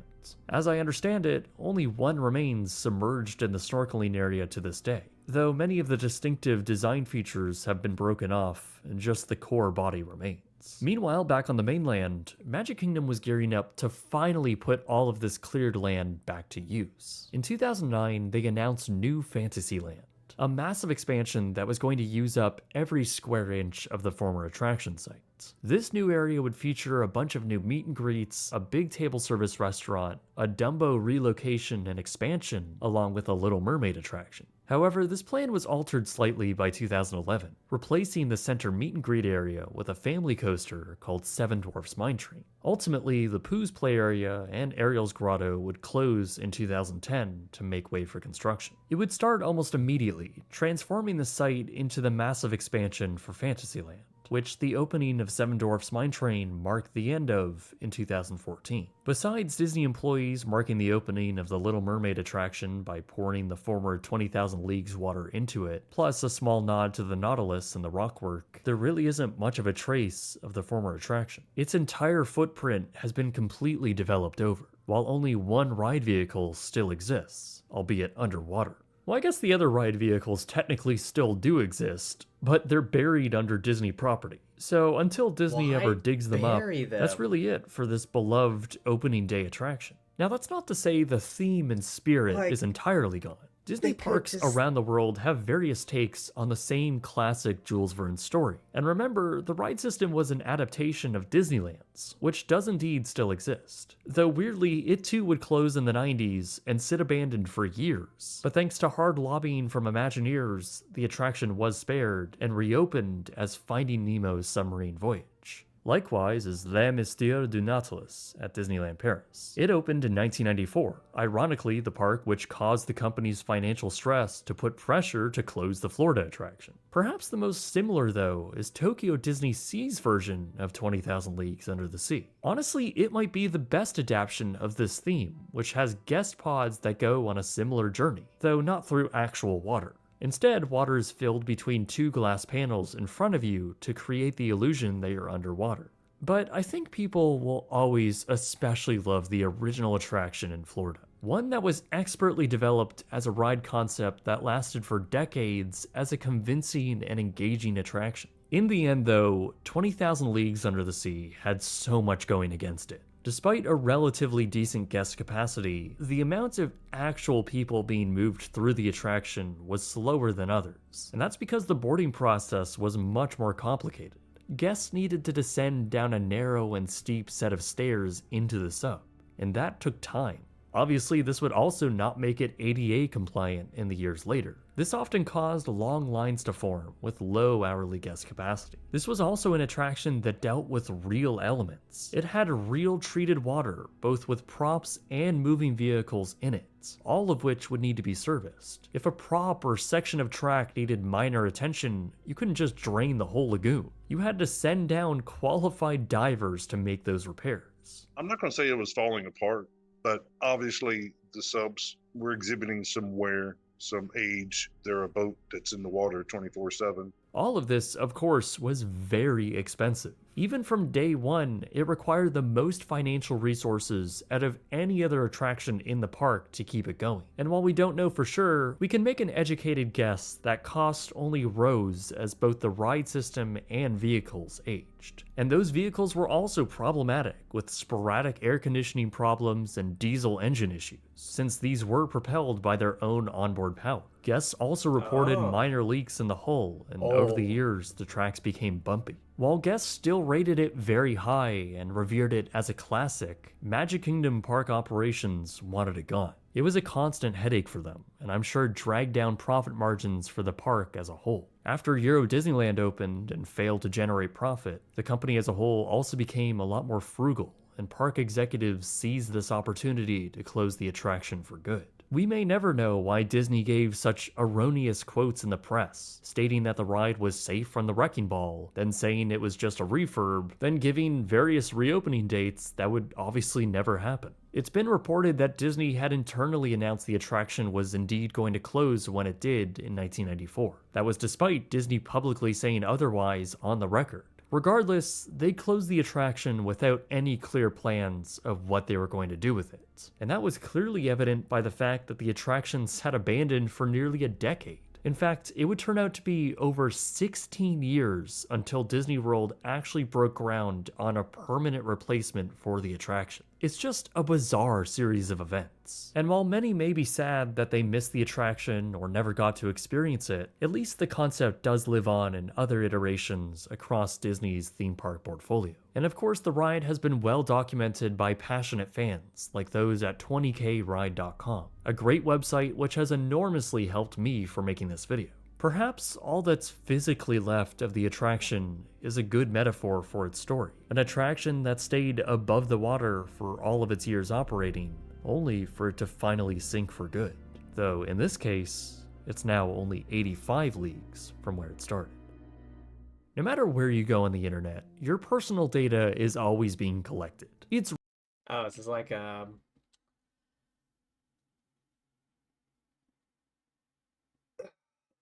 VPN, that's the thing I was thinking of.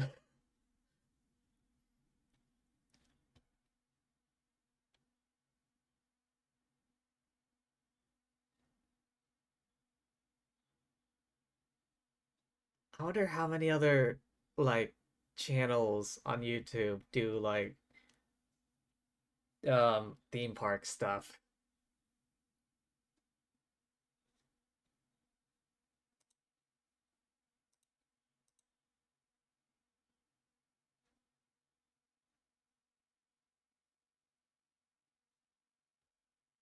Six Flags. Okay, now for actually a Defunct Land video. Alright, this one. This one? Maybe this one. This one? This one.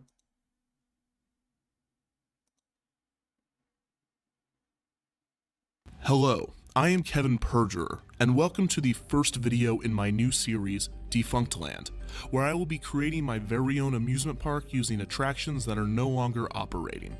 For background/context on this series, please visit thepurge.com with the link below.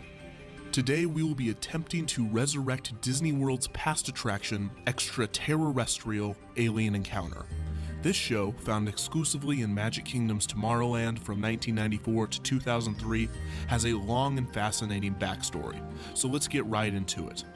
When Michael Eisner became the CEO of Disney in 1984, he wanted to be more personal than the company's past executives. He attempted to do this by beginning his transition with a tour of Disney's parks. He invited his teenage son, Breck, to come along with him. After a tour of Disneyland, Breck expressed the sentiment that the park lacked a cool factor. This worried Eisner, and he began conducting exit surveys to determine if the parks were failing teenagers. The consensus was that Disney lacked thrill rides, but instead of going the typical approach of adding roller coasters, he decided that he wanted to add exciting and intense shows to the parks. This is when the George Lucas that everyone loves, not the George Lucas that everyone hates, entered the picture.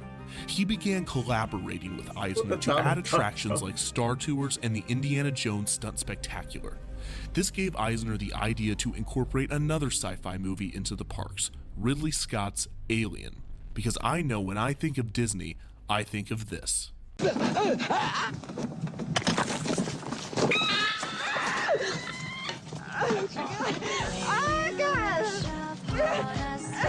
What the fuck, dude? It's safe to say that this was an unorthodox choice for an attraction at a Disney park. The concept was, believe it or not, more terrifying than the theme. The Alien ride was to be like Buzz Lightyear's Space Ranger spin, but instead of shooting laser beams at Zurg, you're in pitch black darkness shooting shotguns at murderous aliens. The head Imagineers were appalled by the idea, and they convinced Eisner that this would be a horrific addition to Tomorrowland. This angered him, but he decided to give up on the ride. However, a small group of young Imagineers weren't ready to let the idea go, and they found a solid excuse to pitch it again. An attraction called Mission to Mars was in dire need of retooling. Mission to Mars opened in 1975, replacing the similar attraction Flight to the Moon.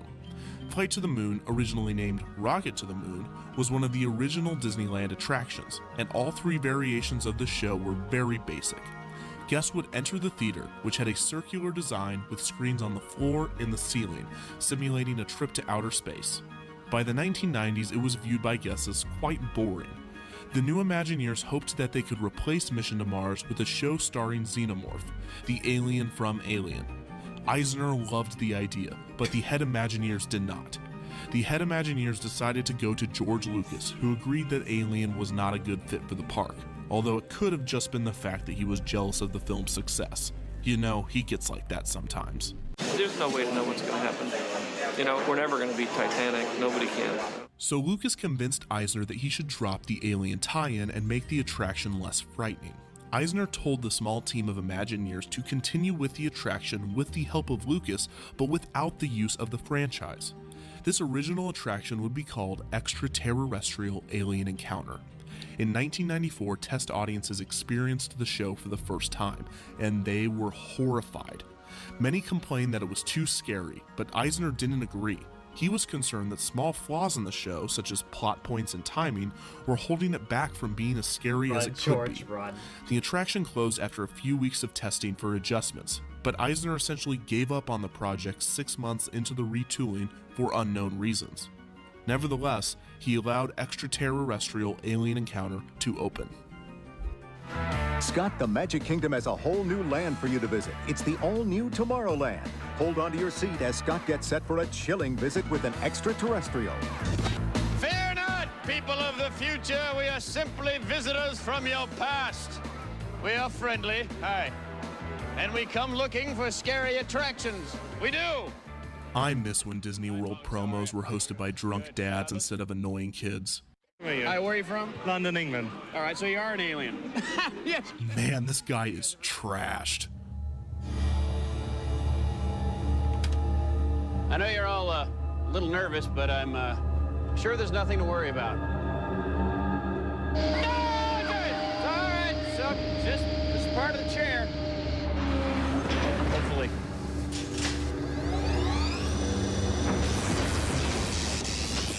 All right, everybody, here comes Mr. Alien.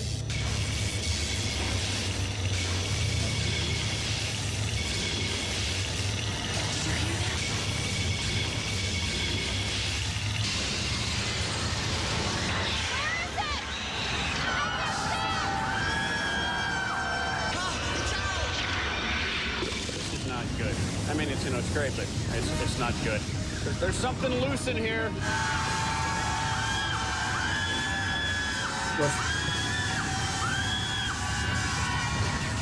It's over there! Sorry, it's over there. No, I'm not gonna tell you what happened. But you don't want to miss it, because it's not gonna miss you. Anybody seen my shoe? So the attraction was broken into 3 parts. Guests entered the Tomorrowland Interplanetary Convention Center, greeted by a video showcasing some upcoming showcases at the center. These are quite humorous. Mission to Mars, History or Hoax, referencing the previous attraction Mission to Mars while also taking a shot at NASA truthers. Championship Pet Show, with the tagline, because when it comes to your space pet, what goes down must not come up. And the Walt Disney Company's Pan-Galactic Stockholders Meeting. Then XS Tech is introduced as the current holder of the convention space. The video has an introduction by the company's president, L.C. Clench, portrayed by Jeffrey Jones. That detail becomes quite important later. After all, if something can't be done with excess, then it shouldn't be done at all. This video is quite eerie, and white noise is pumped into the room to add to the effect. The next area is a demo hosted by a robot named Sir, short for Simulated Intelligence Robotic. He shows the audience an example of XS Tech's teleportation technology, the focus of the main show they are about to see. No, you may not get out. You're our lucky volunteer.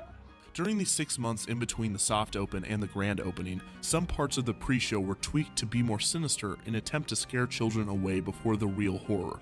This is most likely done in this section. Sir decides to test the technology on a cute alien named Skippy. Sir tells Skippy that he is going to teleport him across the room. This has some pretty gruesome results. Phase 1 of the process has begun. Disintegration into molecular components. And here's the little skipper now. Oh, shut up, Scruffy. You're not burned. You've just got a healthy glow. Now comes time for the main show, which is difficult to describe. Special restraints were added to the Mission to Mars seats that enhance the experience. The restraints lower and a video begins on the screen attached to the walls around the room. 2 XS Tech employees begin to introduce the demonstration, but are interrupted by Clench, still voiced by Jeffrey Jones, still important later, who claims that he doesn't want to teleport someone in the audience, but instead himself. Yes, very. Hello, everyone. I recalculated our plan. You see, if we bring one of you here, well, just get to meet one of you. However, if I'm teleported to Earth, I can meet all of you, shake each hand, and personally answer all your questions about the wonders of excess. I'll be with you in just a moment. Prepare yourselves for an unforgettable encounter. During the process, however, a mistake is made, and an alien from a foreign planet is transported into the room instead. The alien breaks out of the teleportation tube, and the power surge causes the lights to go black. Certain special effects enhance the attraction's experience. For one, each chair is surrounded sound speakers that assist in visualizing the location of the alien in the dark. Also, water is misted on the audience to simulate the creature's saliva, or excess blood, as he eats the employees. The final main show has some more changes that weren't in the original version. For instance, many audiences didn't realize that the alien had the ability to fly, so dialogue was added to make it more clear. Spinlock, since when does Clench have wings? Wings? Also, Eisner noticed that the audience was screaming over integral plot details, so the ride's pace was changed and this line was added. People of Earth, quiet! Listen to me, please! Don't scream! If you remain perfectly quiet, it probably won't eat you. The experience ends with the alien being captured, appearing in the tube one final time before the shields barricaded in. The house lights come on and guests exit the area. And that was Extraterrestrial Alien Encounter. So what is there now? Well, wait, seriously? That was the entire ride? Like, they just sat it was, I thought it was like an actual, like, ride. Like a coaster or something that moved. No, they were just sitting in their seats and watching this display. In 2004, it was replaced by Stitch's Great Escape, essentially a kid-friendly version of Alien Encounter. Instead of the alien licking you and eating people, Stitch burps in your face. Many fans of Alien Encounter despised this ride, and it never became truly popular among anyone. In fact, in September 2016, it was announced that the attraction would become seasonal only, as opposed to daily as it had been for 12 years. So why was it closed? Well, no one really knows, but there are some good guesses out there. Most obviously, the experience was absolutely terrifying, and many guests complained that it was inappropriate for the Magic Kingdom. Also, Lilo and Stitch was a huge hit in 2002, so the change makes sense from a marketing standpoint when you consider that Alien Encounter didn't have a movie tie-in, and there had recently been a welcome addition of a cartoon alien to Disney's character lineup. Perhaps the most interesting reason for its closure is Jeffrey Jones. Yes, now that is important. He stars in the footage throughout the attraction as Clench.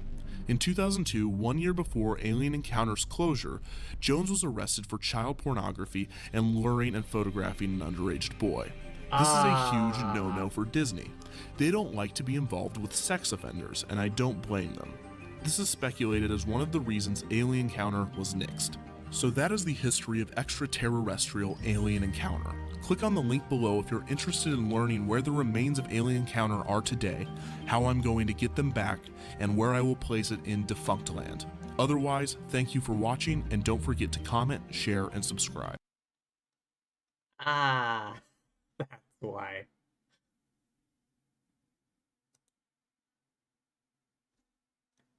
Alright, next video. The history of confrontation. There we go. Hey, my name is Kevin Perger, and welcome to another edition in Defunctland. For background/context on this series, please visit thepurge.com with the link below. Today, we will be attempting to resurrect Universal Studios Florida's closed attraction, Confrontation. This was suggested by Dave the Wave 007, Mystery Brick, MK1 Monster Ock 1989, That Boy Drew, and probably more of you by the time that this video comes out. As always, thank you to everyone who has been commenting and suggesting video topics. Confrontation was open at Universal Studios Florida from June 7th, 1990 to September 8th, 2002, and it is one of the most technologically impressive attractions in theme park history. Its first iteration was actually not in Florida though, and if you have seen the Defunctland on Jaws the Ride, you might already know where it was first seen, the Universal Studios Backlot Tour. After the popularity of the 1976 remake of King Kong, fans begged Universal to add a Kong encounter to the tour, so Disney Imagineer Bob Gurr, famous for his work on designing most of Disneyland's original attractions, was hired to design the tram's Kong encounter. The ending result was impressive, with guests entering a soundstage designed to appear as a destroyed New York City, with television screens inside apartments turned on to live coverage of the destruction. The guests get to see a helicopter tangle in wires before coming face to face with the ape himself. The animatronic created was 30 feet tall with 660 pounds of fur attached. It had the ability to growl and screech, and even had the trademark banana breath. This helped solidify Universal Studios Hollywood as a theme park, and would later help in the development of Universal Studios Florida. As stated in the Jaws Defunctland, there was a race between Universal and Disney to open their movie-themed park in Florida, which Disney would ultimately end up winning, as well as stealing the Backlot Tour from Universal. Universal's reimagined park would now include extended and independent tour encounters, including Jaws, Earthquake, and Confrontation. Two bigger and advanced Kong animatronics were created for the ride. Aerodynamics, the same company that had designed the Matterhorn bobsleds, designed the ride's unique train, which would be housed in a 62,000 square foot, 6-story building. The trains were designed after the Roosevelt Island Tramway and were suspended from the ceiling of the ride. The ride opened with the park on June 7th, 1990, but did it work as planned? You know full well that it didn't. Walk in for all your favorites during Little Caesars Summer of Hot and Ready, like a thing. Sorry, Little Caesars, you don't get ad time here.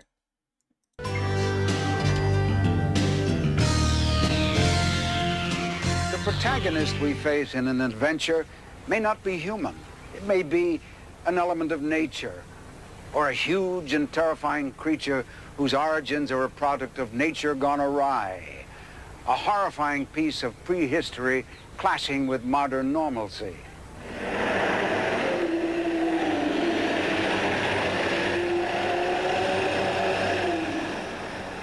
The Beauty and the Beast story of King Kong terrified audiences in 1933 and again in the 1976 remake. But the nerve-snapping tension created by the sight of the giant ape breaking loose to devastate a city has been far surpassed. Confrontation is a colossal experience in terror. We are aboard the Roosevelt Island tramway in New York when suddenly we see the wake of his carnage. It is destruction on a catastrophic scale. Our tram will not stop. It can only go forward. Smoke fills the air as fires from the devastation create a blazing inferno. And then there he is, the terrifying giant ape. Our tram dangles before the howling fury. We are face to face with him as he threatens to send us careening downward. There's no turning back.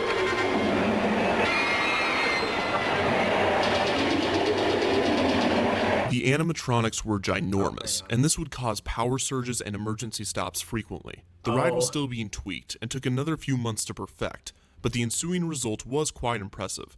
Placed in the New York section of the park, Confrontation took guests first into the subways of 1970s New York, with concrete walls covered with graffiti. This graffiti was created by actual graffiti artists hired by Universal and was unofficially added to over the years by many park guests. Televisions displayed breaking news that New York City was being attacked by a giant ape. There was an evacuation underway via elevated trams to Roosevelt Island. Guests boarded one and attempted to make it to safety. As they cruise through a destroyed New York City, a radio informs the guests and the operator that Kong is heading straight for their route. The operator is unable to stop the tram though, and a helicopter shines a spotlight right on the ape, who is hanging on the bridge. Helicopters shoot at the ape against the wishes of the tram.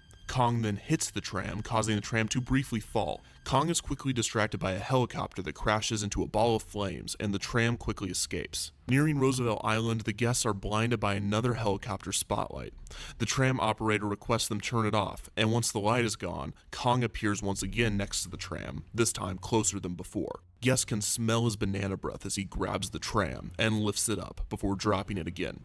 The tram speeds forward, escaping to Roosevelt Island as Kong fights back in the heart of the city. The television now shows breaking news of the tram that has just survived the ape's wrath. The ride cars were unique, not only because they were suspended from the ceiling, but because they had the ability to move not only forward, but up and down, which is what sold the encounters with Kong's fists. The fake newscast scene during the ride was hosted by actual New York newsman Roland Smith, with voiceover work done by Ron Knight, a man who also helped with various voices for officers and helicopter pilots in Confrontation, as well as providing his voice to other Universal rides such as E.T.'s Adventure and Jaws. So that was Confrontation. As stated, the ride was impressive, but shoddy. Emergency stops would find passengers suspended in pitch-black darkness at times, which was horrifying for both the guests and the tram operator. The operators did not have as big of a fan base as those over at Jaws, but they did have to have a lot of talent. Operators claimed that their headsets were real and that they could hear the voices of the control tower and other operators while they were giving their tours. As you can imagine, this was quite distracting, but they were able to adjust to the extra noise. So why did it close? It is speculated that high staffing and operating costs helped in the decision, as well as Universal wanting to keep Universal Studios up to date with their franchises. They found the perfect opportunity to do this after the hit film The Mummy came out in 1999 and the successful sequel The Mummy Returns in 2001. Confrontation space would be used for Revenge of the Mummy: The Ride. While this was disappointing for fans of Confrontation, the ride Revenge of the Mummy was somewhat of a worthy replacement, and it has developed its own fan following. The ride contains a few references to Confrontation, including a gold King Kong statue, as well as the original track pieces from Confrontation, which are still attached to the ceiling, as they are built into the building structure and can't be removed easily. You went on that ride. Wait, the Mummy ride, you mean? King Kong did live on after Confrontation. The tram stop remained at the Universal Studios Hollywood tour until it was destroyed by a backlot fire in 2008. Universal announced that they would not rebuild the section of the attraction shortly after. They would instead replace it with King Kong 360 3D, a completely digital 360-degree tunnel that the tram would stop in and experience Skull Island in 3D. 6 years after this, and 13 years after the closure of Confrontation, Universal Studios Florida would open a standalone attraction based on the new tram stop entitled Skull Island: Reign of Kong. Guests would enter the terrifying home of Kong, scared by live actors in the queue, and board a trackless expedition vehicle equipped with an animatronic tour guide. The ride features 3D 360-degree projected screens, props, screens, animatronics, screens, and more screens. The ape does appear in animatronic form, impressively so, but only from the waist up. The encounter is also after the ride has essentially ended and the ape is calm and friendly. This incarnation of the ride has displeased many fans of Confrontation, and for good reason. It's not as fun or as colorful as the original, and the ride through a destroyed New York with an actual set easily bests a 3D movie. So while King Kong lives on at Universal's parks, no new attraction has been able to match Confrontation. So that is the history of Confrontation. If you haven't been reading the accompanying pieces on The Purge, then you definitely haven't noticed that we have two lands in Defunctland now, as seen by this updated map. We have Encounterland and Partyland. Unfortunately, Pretzel Dark Rides doesn't have a land yet, but we'll get there. To learn more about where the remains of Confrontation are today, how I'm going to get them back, and where I will place them in Defunctland, please visit thepurge.com with the link below. Otherwise, don't forget to comment, share, and subscribe. Thank you. Don't forget to like and subscribe.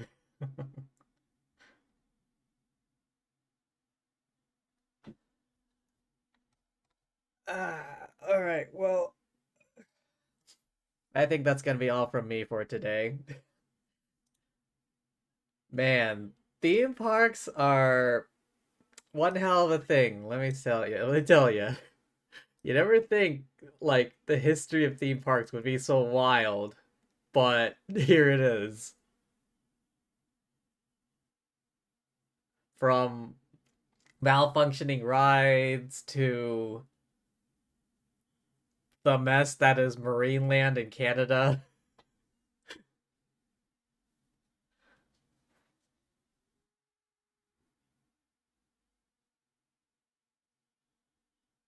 But yeah, just goes to show.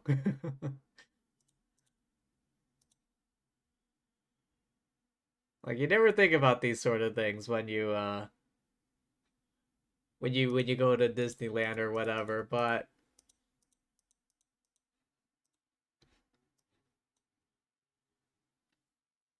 okay, yeah. That's gonna be it from me for today. Thank you everyone for stopping by. Hope y'all had fun. I know I did. But yeah, thank you for being here. Thank you anyone watching the VOD, and thank you as always the lovely fortune tellers watching this before I stream. Alright, let me see. Looks like only the big shots are that I follow are streaming right now. Alright, let's see who's playing Dave the Diver. Good old Dave.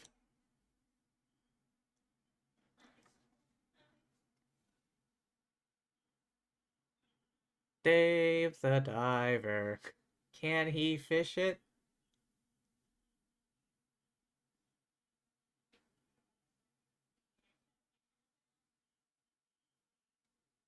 Take a look at this person.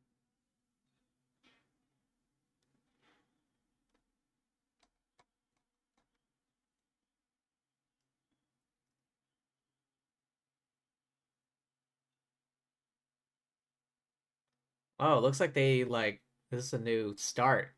Because they've barely met Yoshi.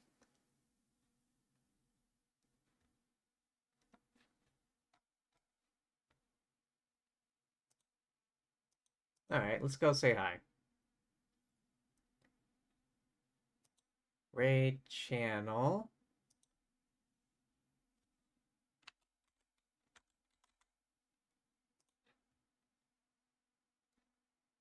Star raid. Yeah. Thank you once again for being here. Remember to hydrate, rest up, eat tasty things, all that good jazz, and peace!